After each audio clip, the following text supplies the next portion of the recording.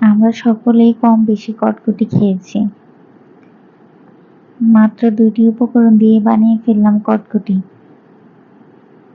আমি ১ কাপ চিনি আর অল্প একটু পানি দিয়ে ক্যারামেল তৈরি করে নিচ্ছি। ক্যারামেল তৈরি হয়ে গেলে আমি এখানে বেকিং সোডা দিয়ে দিব ১/২ চামচ। বেকিং সোডাটা দিয়েই আমি সাথে সাথে নেড়ে নিব। বেকিং সোডা দেওয়ার আগে চুলাটা অফ করে দিব।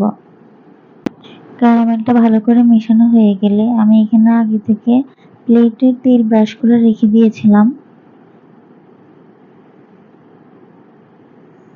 ওটাতে আমি ঢেলে নিচ্ছি।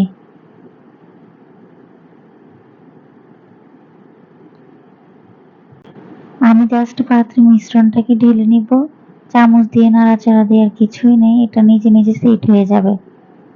এরই মাঝে তৈরি হয়ে গেল আমার কটকটি। ভিডিওটি ভালো লাগলে লাইক কমেন্ট শেয়ার দিয়ে পাশে থাকবেন। ধন্যবাদ।